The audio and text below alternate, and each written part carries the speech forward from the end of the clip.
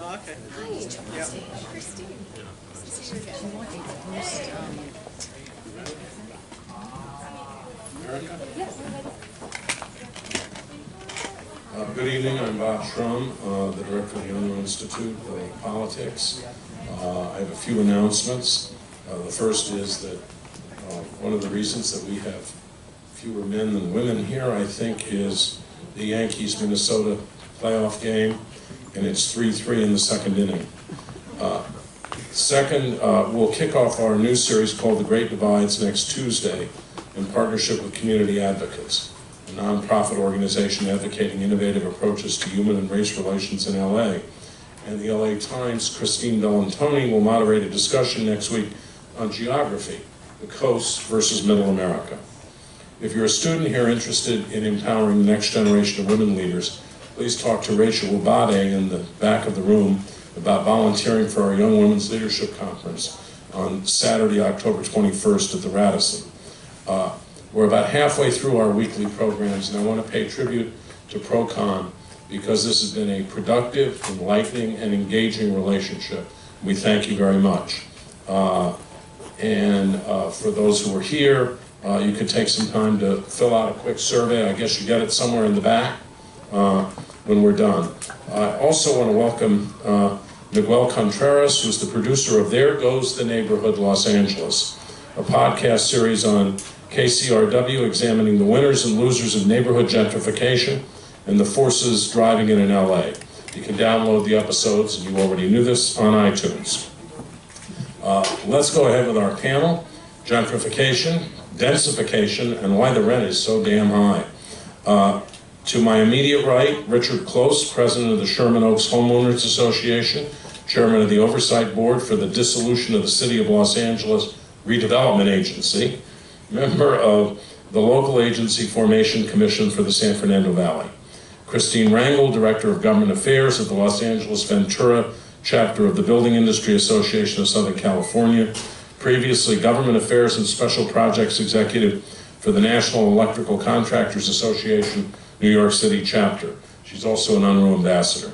John P. Wilson, Professor of Spatial Sciences and Sociology at Dornsife, where he founded and directs the landmark Spatial Sciences Institute. He is also part of the School of Architecture and the Viterbi School of Engineering.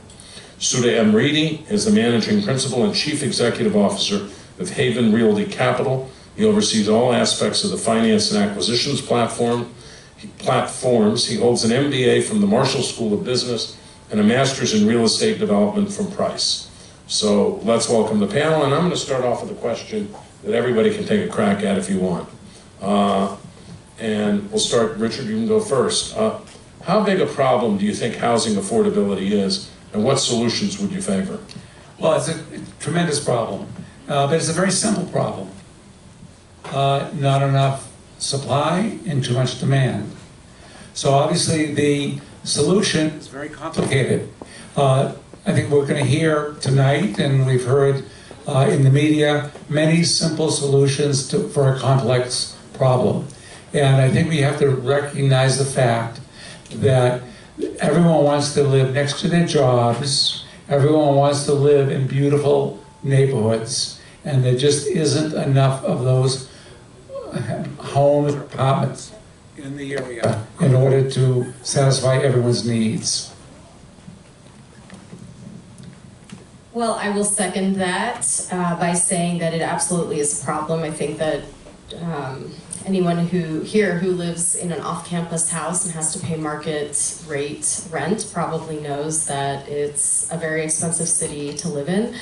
But echoing what was just said, it's certainly a problem of supply and demand. I'm sure I'll get into this later at some point in the game, but California has historically been underproducing the amount of housing that they need to for decades. And that is due to a variety of reasons, but the consequences then mean that you simply don't have enough for everyone to go around. And then those consequences, when you don't have enough, means that the people with the financial wherewithal who can secure a unit of housing, they get the first pick. And that means that the very poorest people either get pushed out onto the streets, which of course we're seeing with 50,000 people in the city of LA who are homeless right now. And if they don't get pushed out onto the street, sometimes they get pushed out of the state. And we are also seeing the numbers increase of those people who are being pushed out of the state. And the solution, I would say in a nutshell, is just to build more. Now that's complicated, but Tokyo just did it. Tokyo also has an affordability crisis, and they said, you know what, we're just gonna build. John? Do I have to turn this on, or it's ready to go? I think it might be ready to go. So I don't disagree with either of the first two speakers, but I think it's not just about building, but it's probably about how you build, because if you want to put people together so that their housing is close to their jobs, then we probably have to think of creative ways to build attractive, affordable housing that's at a much denser scale in many parts of the city that we see today. So the solution can't be to continue growing single-family homes and subdivisions out beyond the 15 and out beyond Rancho Cucamonga and having people work on the west side. That may be in a narrow sense satisfactory, but that's no quality of life for somebody if they're going to commute 2 or 3 hours each way every day. Sudha?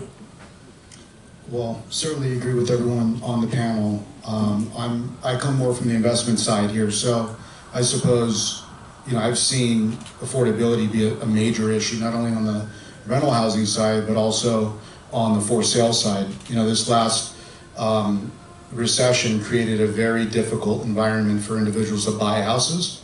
And as a result, you've seen a lot of individuals push to the rental housing market, and there certainly just isn't enough supply of either rental housing or for sale housing. So certainly, I think we need more. I think it's way above my pay grade to figure out exactly how that happens. But as an investor, I've been investing in other markets, in other states, and we certainly see the migration out of Southern California, Northern California, California in general, and into other states. And unfortunately, for most people who are struggling to be here, I see leaving the state as a very viable and reasonable thing to do, because other states have jobs, are pro-business, and do not have the affordability crisis that we have here. Yeah, I want to pick up on a couple of things that were said. First, I'm sufficiently old that I can remember when I was a kid growing up here, that in the morning, all of the traffic, even before the freeways, but all of the traffic was trying to go downtown from the west side. And in the evening, all of the traffic was trying to go back. Today, when I come to USC, if I leave after 9 o'clock in the morning or so, it's a breeze to get here from the west side down the 10. And all the jobs have moved over, or not all the jobs, many jobs have been created on that side of town. It used to be a place where people just mostly lived, except for the studios and the aircraft factories. Now you have an immense number of jobs, but a lot of the people working in those jobs can't afford to live there. Do you think there's any governmental action or regulation that can somehow or other break through this and get more of this housing? John, you were mentioning where people live, where they need to live where they work, build on the west side. And how are you going to break through all the neighborhood opposition? Well, first of all, I think the problem is somewhat on the stage here. What I mean is, you get the unions who rightfully want the highest wages possible. You have the investors who want to make the highest profit possible. No one wants to build below moderate income housing apartments. They all want to build $5,000, $6,000 a month apartments. Regulations that you brought up cause the problem, don't solve the problem. Rent control came into Los Angeles City in 1978. As a result of rent control, a certain number of people have a huge, huge benefit. They're paying $1,100 rents in apartments that would normally go for $3,000 a month. But a lot of people will not build because their housing in that area is dilapidated, because there's not money to invest in keeping up the buildings. So regulations are not the answer. The answer is to get financing, federal, state, local. I co-signed HHH on the ballot to provide bonding for low-income housing. That's the solution. Government regulations make the problem worse. Anyone else want to take a crack at that? Go ahead. Yeah, I would actually like to add to that. Yes, what we need to be doing is looking at housing as a societal issue instead of looking at it the way that we do today, which is, I think there's this. I haven't really put a name on it, but I'll call it a they complex, which is, people drive by a place and they'll say, oh, look, they are putting up a movie theater where, my favorite, Bed Bath & Beyond used to be or something. Or they're tearing down this to put in that. We should always ask ourselves, who's they? Because they have families to feed, they have jobs to do. There's a reason that they got into the business of doing what they're doing. To provide housing or to produce housing at a level that is affordable for a family of four making $50,000 a year when your land values are so high.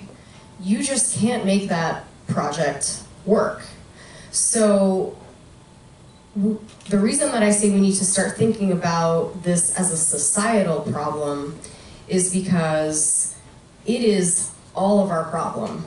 The fact that we have poverty, the fact that we don't have adequate education, or that people go hungry at night, these are societal issues, and housing needs to be in there with them. That being said, the way that we solve all of those issues is we all contribute with our tax dollars, with state, federal, and local funding to contribute to fixing that issue.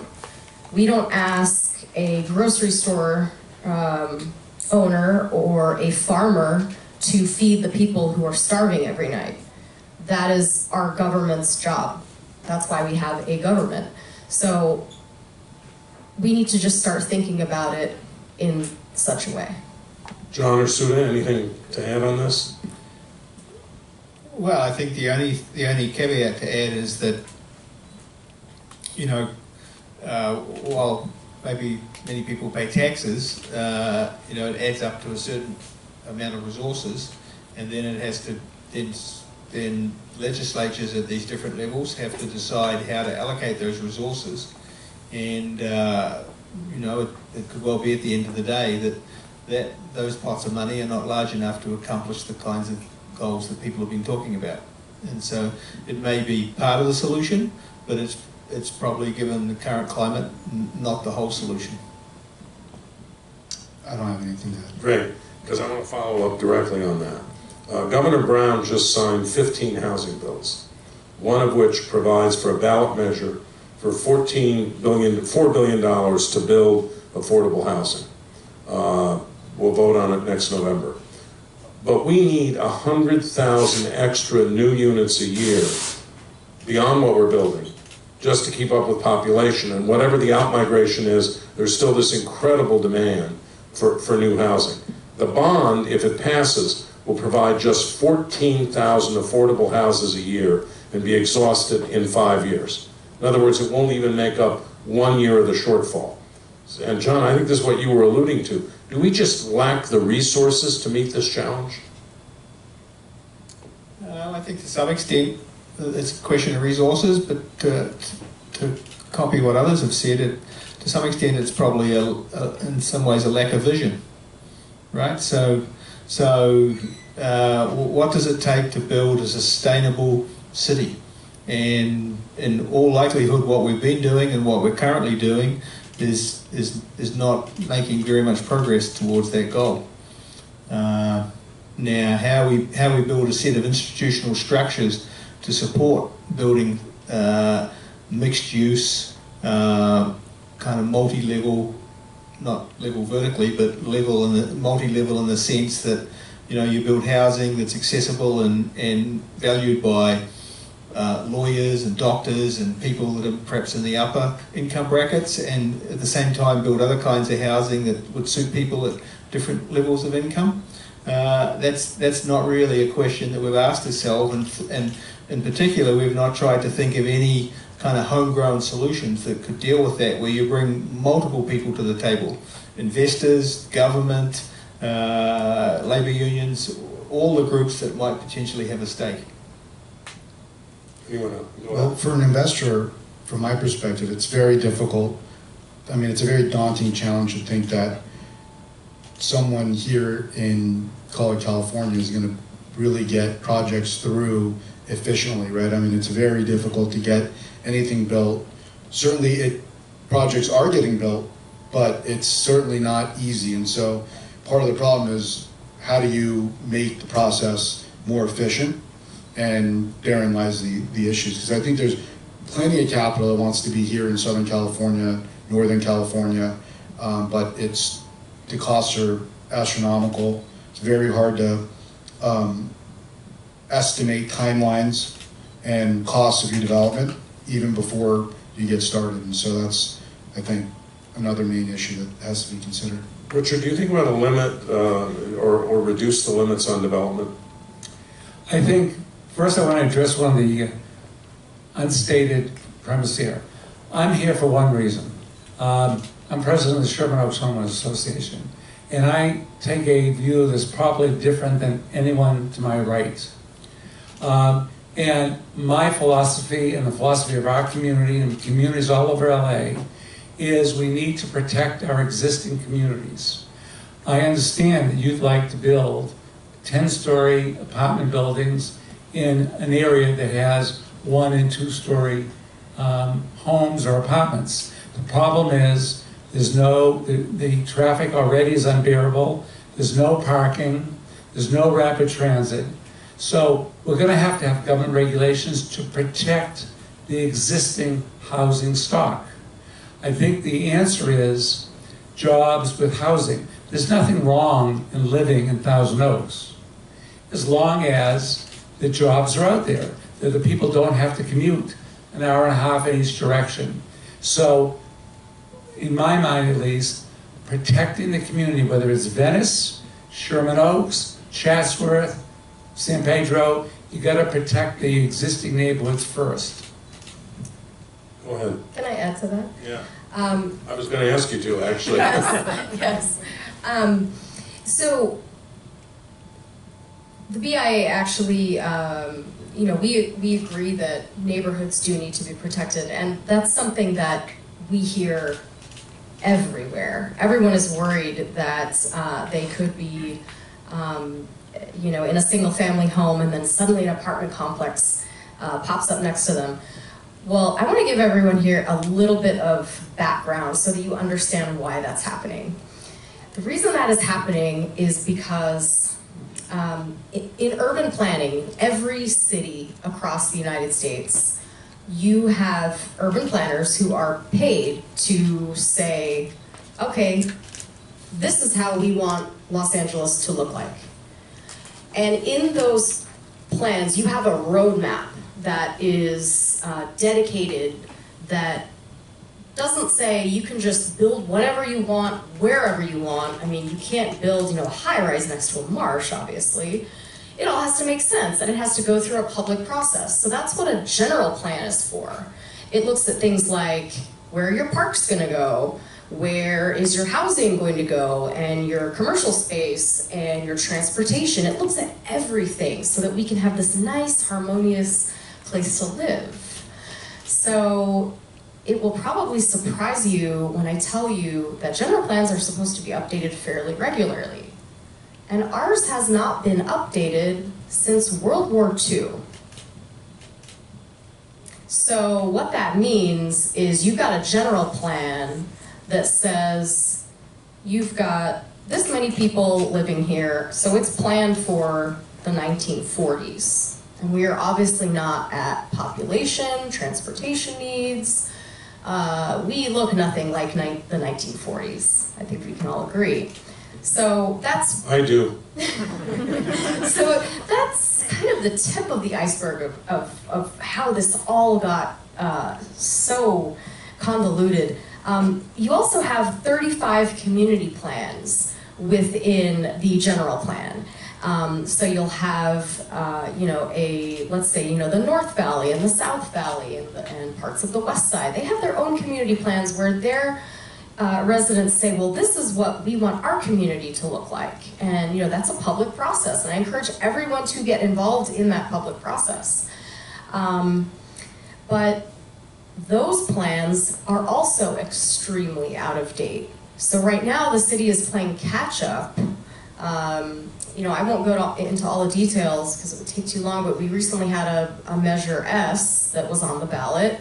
And what came out of Measure S was, rightfully so, this idea that we can't go on living with these outdated community plans. We need something that tells us where things are going to go. But traditionally, zoning takes care of things like you have a single-family home, you're not going to have, a 10-story building next to you. That doesn't make sense. So we all sit down together in a perfect world and we say, let's preserve these single-family homes over here, let's put our commercial corridor over here. It's supposed to be a process so that we don't have those issues and we don't get into the issues where we are today, where builders can't build without getting a general plan amendment because the general plan amendment looks like the 1940s. Are we really that stuck? I mean, because what you're really outlining is we have plans that are completely outdated. We have neighborhood groups that are going to be entirely resistant in many cases to building more in neighborhoods that already seem crowded or to going higher. That would suggest to me that we're stuck. No, we're not stuck. Because the secret is, if you take away one thing tonight, the secret is that if you're a developer and you're friendly with a council member and you give some campaign money to the council member, you can get an exemption. The current rules may be 2 stories, but if you know the right guy, right, Bob? Anyways, if you know the right elected official, it can be changed to 10 because they'll all say, you're right, these plans are outdated. So therefore, I should be able to build a 10-story building. So that's the dirty secret. A lot of developers want the old plan so they can get their elected official, the council member, to give them an exemption to take property that's worth $50 a square foot and turn it into property worth $100 a square foot. This is a devious system in Los Angeles. Sudha, is that your experience? Correspond to anything you've experienced here? No comment, no. No, I mean, it's certainly not from our perspective, but we know it happens. I mean, you hear about it, but it's just part of the system to some extent. I think those who do it, I'm sure some do it above board and some do it below board, but I'm sure it happens. Just not in my experience. Well, I think if you go to different parts of the city, there's a different rationale that's applied to whether new development occurs or not, or what happens in the existing housing stock, and so there are a lot of things that contribute to this sort of gridlock. So one culprit is potentially something like Prop 13 because I've once owned a house in between 2 houses. And on my property, I think my property taxes were 1% of whatever I purchased the house for. So let's say that was $5,000. My neighbours who bought in that subdivision when the houses were first built, theirs were less than $1,000, but they were 70. He was increasingly immobile, but they had a 2-story house. But given the circumstances, they couldn't afford to move unless they move out of state. Since their children lived in California, they weren't prepared to do that. But on the other side, where somebody bought long after I did, their house was $1 million, and so their property taxes were twice as much.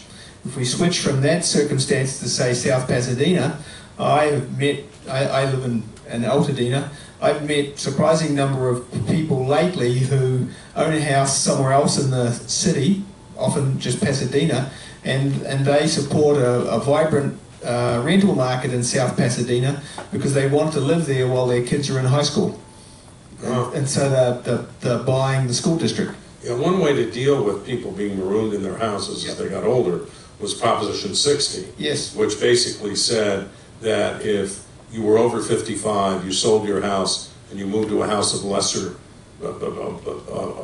value, you could keep your old property taxes, which would mean you would pay substantially less property tax. I don't know how well it works, but it's out there, and I don't know what incentive it provides people. Right. I have another question that I suspect everybody's going to disagree with at least some part of. The New York Times, functioning as urban planners, recently wrote that the only way out for Los Angeles in terms of creating not only affordable housing, but needed housing, was for this city to become a vertical city with a proliferation of high-rise buildings. Now, one possibility is if you do that, the housing won't be truly affordable because the incentive for the developers is to create higher-priced apartments. One way New York has responded to that is to condition some of the permits for new high-rises on the inclusion of a certain percentage of affordable units. Does that make sense for LA? And is there any place in Sherman Oaks where you could imagine an apartment building?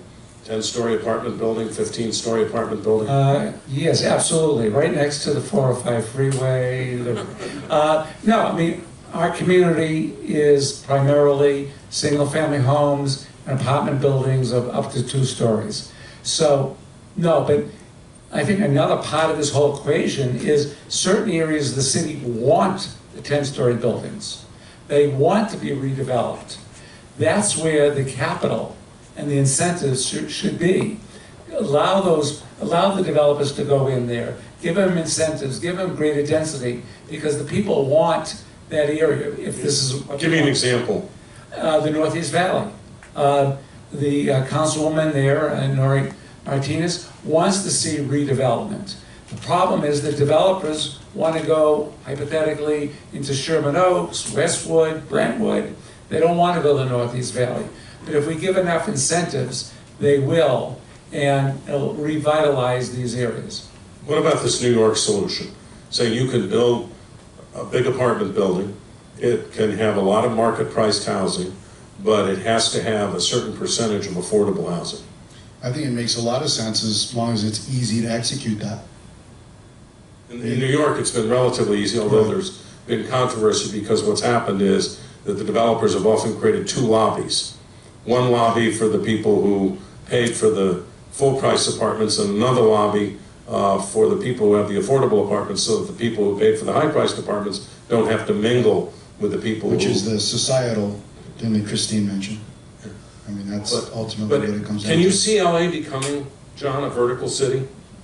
Well, I think you see it downtown. Right. You know, the building that now has USC as its label rather than AT&T. 20 years ago when I moved here, that stood there all by itself, and within a couple of years we might not be able to see the top of it because whoever bought all the parking lots and has now turned it into condominiums threatens to cover it up. So I think there are places where development's occurring, but not in that New York style because we haven't been able to strike that kind of compromise. Yeah. Christina, where in LA do you see the opportunity for development? I mean, we talked about the resource problem and what the state might or might not do, but you got to have the land. And what's been suggested here is, well, there are places like the Northeast Valley, places like that where this building should go on. Well, you have to put density where density belongs. You know, think about it as a, you know, putting. I mean, liquid's not a good example. Think about like putting M&Ms into a jar. The M&Ms have to go somewhere. So where are they going to go? You know, we can build vertically. We certainly can. But we should also be looking at, you know, identifying pockets of the city where that density belongs. So of course, you're not going to put density in Sherman Oaks, but something that you can do, not necessarily with Sherman Oaks, but along other kind kind of light transit corridors, which means, you know, if you look at a radius, you know, you're talking about maybe a mile out from a major metro station, you know, or 2 miles out from, you know, boulevards, etc. You know, Washington, D.C. did something that I thought was brilliant. They looked at all of their, you know, they have 1- and 2-story townhouses, essentially, and when they started having a supply-demand issue, they looked at all of those buildings and said, okay, well, let's just make them a little bit taller. Now that works for Washington because you can't see high-rises in Washington, D.C., right? So they did that, and that's what worked for Washington. So what works for LA, I think, is going to be a mix of that. You know, we already do have high-rises going in downtown. One of the things that we can do that would make sense is, again, getting back to incentives. If you incentivize someone to produce a number of housing units that are below the market rate, so that's for your low or very low income individuals and families, just sweeten the deal and the developers will come. So what does that mean? You sweeten the deal by saying, okay, you know, normally it's going to take you 3 years or 5 years to get through all of these administrative processes, which, if I were to tell you, are insane. I mean, we have so many, whether it's environmental processes or other processes that we have to go through. Time is money. So if you shorten the timeline and you go to a developer and say, okay, if you build, I'm just going to pull a number out of the air. If you build 20% affordable, so below the market rate, so if you were to sell those units by themselves, hypothetically, you would be losing money. We're asking you to build those. What if we offered you, instead of taking 5 years to get your development up in the sky and completed and get people moved in, it's going to take you 1 year. The developer's going to jump at that because, again, time is money. The clock starts ticking as soon as you ask for that several million or $7 billion liability, and as soon as you take out that loan from the bank, the clock is ticking. You've got to start moving. So the longer the clock ticks and you don't have people living in that building, the more you're just hemorrhaging money, essentially. So again, just sweeten the deal and the developers will come. And that's in the places, not Sherman Oaks. Although it's interesting to me, by the way, that if you look at Westwood and Holmby Hills, which is some of the most expensive real estate in all of Los Angeles, it is bordered by the Wilshire Corridor, which has all of these very tall apartment buildings. And I don't see people desperately trying to get out of Holmby Hills. I wonder if there is a lack of equity in saying that even in Sherman Oaks, there aren't some places where you could actually build with higher density. I think before we identify communities, whether it be Sherman Oaks or any other, I think you have to identify what attributes should be there. Does community X have rapid transit? Do they have wide streets like Wilshire Boulevard that can take the traffic? Are there alternative methods of people from other areas, for instance, north of Wilshire Boulevard, to get around? So I think definitely there are a lot of areas that can take more density. The trick is to find those areas, incentivize the developers, and it may take money, it may take density. But you know, one of my problems with some of this legislation that was passed and signed by the governor is their preemption legislation.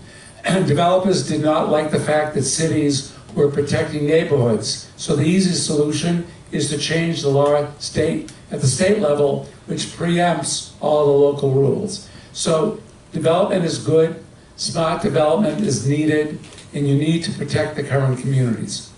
So why do we think the preemption passed? I think the argument would come from its proponents that talking about protecting the local communities is another way of saying not in my backyard, and that there was just tremendous resistance in community after community after community to building additional housing. And what is wrong with neighborhoods, whether they be Venice or Sherman Oaks? What is wrong with them trying to protect their neighborhood? Well, I'm not going to answer that. I'll let somebody else do that. Well, I think a different way of thinking about the problem is that we need a grand bargain, and that to have any grand bargain in life, you have to have everybody participate. And so we have this big shortage of housing, and so what can everybody do to contribute? And so when some communities say it's our privilege to opt out, then that reduces the room for negotiation. And so maybe the Governor Brown says, well, okay, let's create a set of circumstances where we want everybody in. Or communities feel pressure to. Right, Yeah. and then maybe different communities can be in different ways that they can help self-identify, but everybody has to give up something, right? And then we might make some progress. Before I get to the politics of all this, which I want to talk, which we have been, but I want to be more direct about it. So we've talked about places where we can build. When I drive around Los Angeles, actually I don't drive, but when I am being driven around Los Angeles, most often by my wife, I don't see a lot of vacant land. So when we develop this land and we build it, where do the people who live there go? And where should they go? I mean, do we just keep pushing people out to, you know, far east Los Angeles, then into Riverside County, and you have people with 2.5-hour commutes to get to work? How do we deal with that?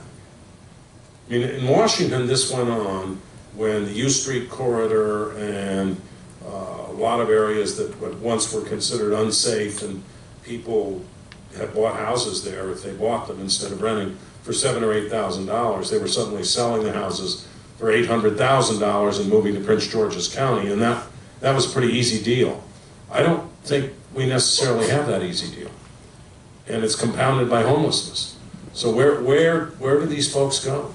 I mean, you saw this resistance. A lot of them go out of state, which is something that we see with our business. It's unfortunate or fortunate, whichever way you look at it, but that's certainly where a lot of folks are going these days. They're getting paid a lot to move, and they are moving. Okay, so let me follow that up with more than 2/3 of LA voters passed a major bond initiative to build housing for the homeless. The first proposal was to build a 49-unit shelter in Boyle Heights. It was blocked by a city council committee after the local council member opposed it and local residents protested. So if it's going to happen in community after community after community, how are we ever going to get past this? Except maybe the Governor Brown solution. We see this a lot, and I mean, if you think that's bad, I go to these hearings all the time, and it's really difficult to see a potential project where you have people begging for affordable housing, and then you have a project that is fully funded and ready to go, and it just needs the administrative approvals, the stamp of approval by the city, and they get told no because the people of the community say that they want to house the homeless, and they say that everyone deserves a chance and everyone should have a roof over their head. But if you want to put it down the street for them, oh, well, I'm all for affordable housing, just not next to me. I actually saw a 300-unit project once in another county, but close by here, that was 100% affordable for veterans. People who had come back from war, missing limbs, they were out on the street, post-traumatic. I mean, it was difficult because that hearing did not go as we had planned. Person after person after person got up and said, I love my veterans, I love this country, I support our veterans, but we just don't want that here. So it kind of gets back to what was said earlier. We all have to work together to say, all right, how are we going to solve this? We're going to preserve the single-family homes over here in Sherman Oaks, and over here, and over here, and over here, and we're going to say yes to the density. we're going to say yes to affordable housing projects. It really is on everyone's shoulders, and I will encourage everyone here to get involved politically in this sort of thing. There are so many hearings that happen in the city for projects, and we get so many people coming out against them, but it really takes a lot for people to come out for them, because you hope that it passes, but you don't really have a stake in it. Well, we do have a stake in it, because there are people on the streets, and there are people who can't afford to live here who need our advocacy. And when a council sees a whole lot of people saying no, and no one's saying yes, this is why we're in this mess that we are today. We need to start saying yes in my backyard. Okay, if we're going to talk about politics, there's one person on the panel who knows more about politics than all the rest of us put together. That's our moderator. Okay, so can I ask you a question? Sure. Okay. What is the role of an elected official? Is it, number one, to protect the interest of the constituents, or number two, to foist your views on the constituency? Well, unfortunately, from your perspective, I suspect, I would answer with the words of Edmund Burke, who, in his famous speech to the electors of Bristol, said, "What I owe you most of all is my conscience." And if you've got a huge homeless problem, if you've got a lot of people who can't afford to live in a decent house, I think the proper role of an elected official would be to do something like what John has talked about, which is come to the table and try to create this grand bargain, not just to defend their own local constituency. That said, what do I think most local officials will do? They'll defend their own local constituency because they worry about re-election. And they're not as willing, say, as Edmund Burke would have been, to just walk away from a seat in Parliament. But I do not believe that people are elected simply to enact literally the will of their constituents. They're elected to offer their judgment, to understand the issues, and then to do what they think is right. How often does that happen? Sometimes. Listen, I don't want to monopolize this thing, and I just answered a question, which I've never done at one of these sessions. So why don't we open this up to the audience? Okay, there are a couple of questions, a whole bunch, all over there. Microphone's coming.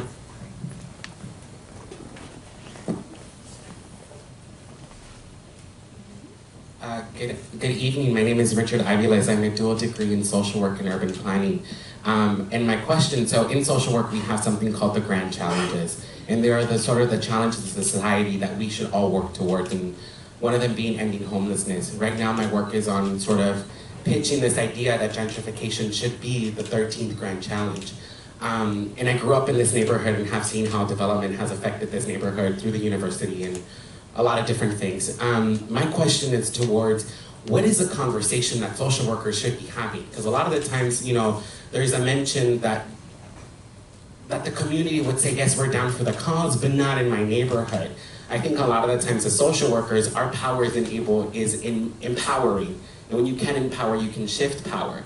So what would it look like if a social worker was there who understands human behavior and would be able to create programming for cohabilitation to happen, where we can live alongside our veterans or the homeless and change the rhetoric behind that?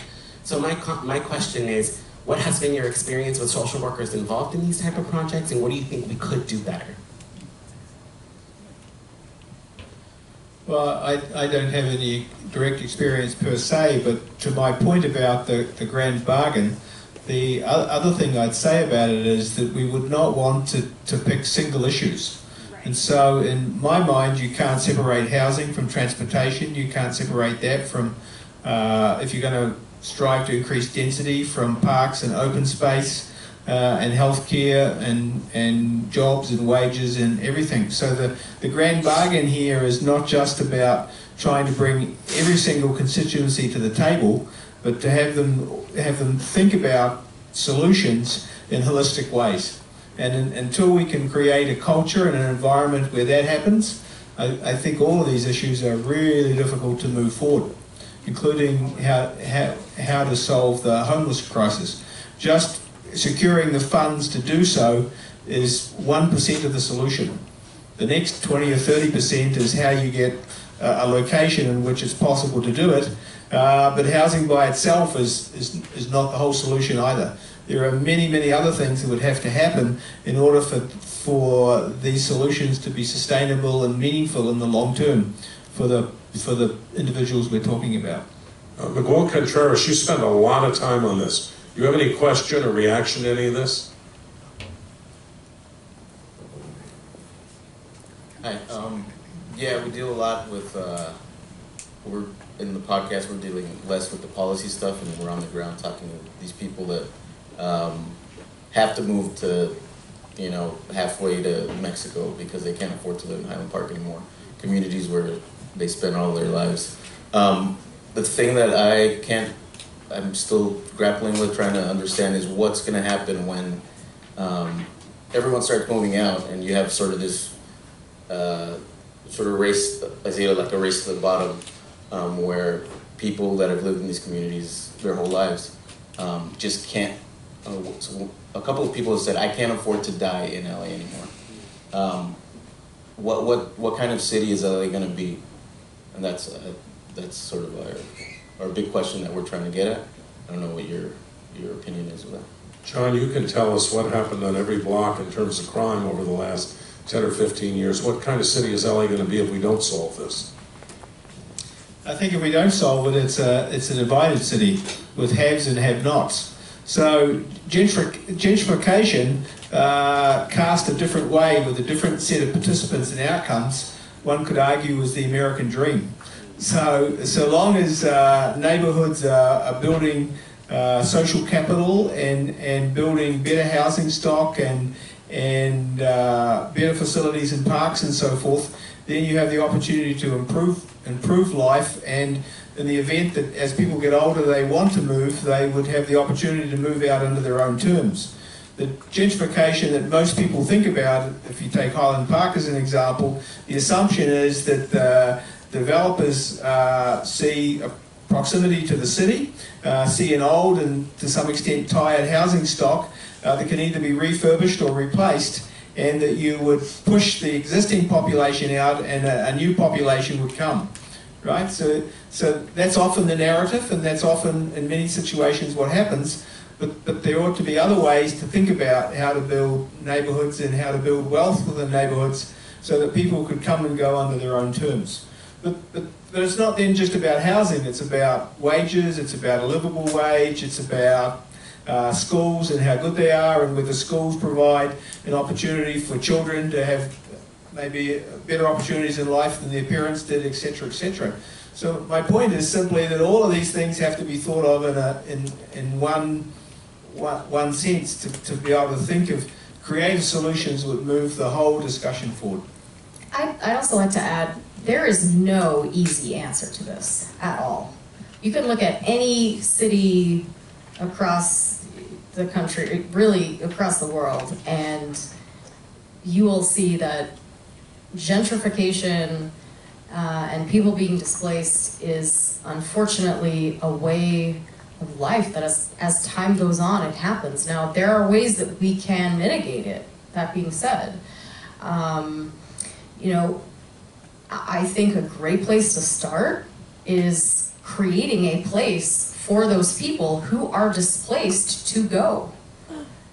If we had an adequate supply that could actually serve those people who are displaced from those communities, they would be able to move in. But the problem is that we don't have vacancy.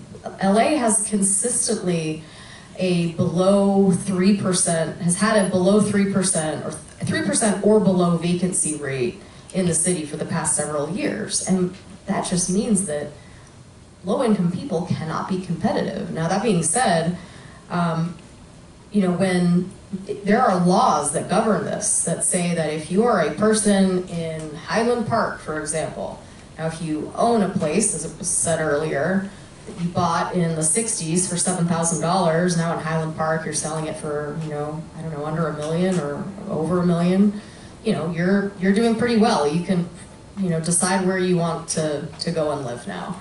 But if you're renting, well, then you are displaced and you are certainly at risk of either becoming homeless or living in further cramped quarters, moving out to San Bernardino, a place where the rents are more affordable because we don't have that, that volume to house those people. But those people do, and it's a little known fact, people do have a relocation fee that you are paid to just get you on your feet. And this was figured out some time ago. If I'm coming to you and I'm saying, all right, I know you've been renting for several years, but now I would like to sell this to someone who's going to convert it into new buildings, which by the way is also important so that you don't have blight and crime. That person who's purchasing or who has the property has to pay that person, and we're talking up to $30,000 to relocate. So now you've got anywhere from $10,000 to $30,000, which is all public information, by the way. You can look to see how much people get when they're relocated. $10,000 to $30,000 in your pocket. Go and help yourself get on your feet. So there are some support systems, but if we only had places to put these people, we wouldn't have this issue of gentrification with people being pushed out. Sudha, anything on this? What do you think LA will look like in 20 years? Well, I think this problem is going to be something that continues for the next 20 years. It's been a problem for the last 20 years, quite frankly. I mean, it's something that the market dynamics are going to work themselves out. There will be some combination, I think, of solutions that address the housing issue, and there'll be some combination of residents moving either out of LA, whether it's still in California or out of the state, and hopefully there's better transit options for folks in this town that will allow us to continue to evolve. But I think that's what ultimately happen. Nothing's going to happen quickly. We have time for a couple more questions. Keep over there.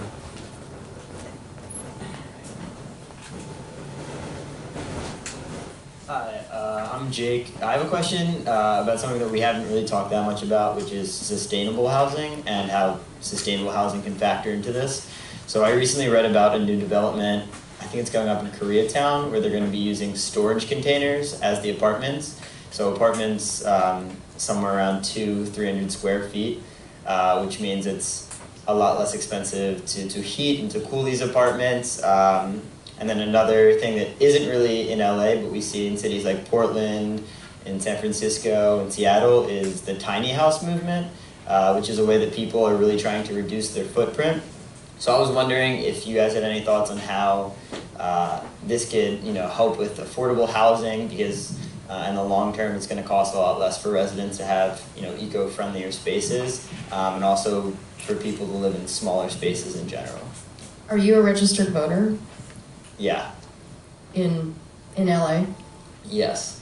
Do you know who your councilman is? Yes. Pick up the phone tomorrow, call your councilman, and say, I want tiny houses permitted, I want accessory dwelling units permitted, which by the way has just been sitting in limbo since February. They have still not been, the city has still not passed an ordinance for that. I want storage containers, I want this and this and this and this. If we all picked up the phone and told our elected officials what we want, they would respond. Unfortunately, a lot of the voices are very loud, but very few. Yeah, so just a little bit of background. I actually interned at City Hall for a city council member last fall, so I do have some experience in this field, but I see that it's not just about the few people that step up and want these things, but it's about the stronger and more influential economic voices that don't want these things. So it's just, yeah. By the way, I couldn't live in a tiny house, but I just wouldn't make it. Another question? Last question. Can I just answer his question really Sure. quickly though? Because I feel like you didn't get an answer. I said this earlier, if you sweeten the deal, if you make it feasible, and if you make it attractive, you will get what you're looking for. That's just economics. One more question? Hi, my name is Hannah, and my question is kind of, so we talked a lot about the housing crisis and homelessness, but not as much about transportation, and clearly that's a really big problem. Traffic, I think, is only getting worse as more and more people move to LA. So how would having better transportation kind of change the conversation about where we build housing and how we do it, or would it change it at all? Let me try to answer that question. I think the problem that people perceive of sprawl, the perception of sprawl is bad, probably because there is not good public transportation. Everyone tries to get on the few freeways that we have. So once we do have, because we talked, what's going to happen in 20 years? Well, I think in 20 years, with the measure M passing, there's going to be a tremendous increase in the amount of rapid transit. So you can live in the suburban areas and get to your job quickly without sitting on the freeway going 5-10 miles an hour. So I think that's going to change the face, as they would say, of the city of LA and LA County for the good, and I think it will make it much easier to get housing because the land costs, which are a major portion of building affordable housing, will be much less expensive out in the so-called suburbs. But where we need to be, probably in that context, is somewhere like the Netherlands. The Netherlands as a country has about the same land area as the LA metro area if we start in Ventura and go to Redlands, and if we start in Santa Clarita and go to San Juan Capistrano. Roughly the same population, roughly the same land area. We have little less than 100 train stations. Even on our busiest line, maybe in rush hour the train goes every 5 minutes. In the Netherlands, they have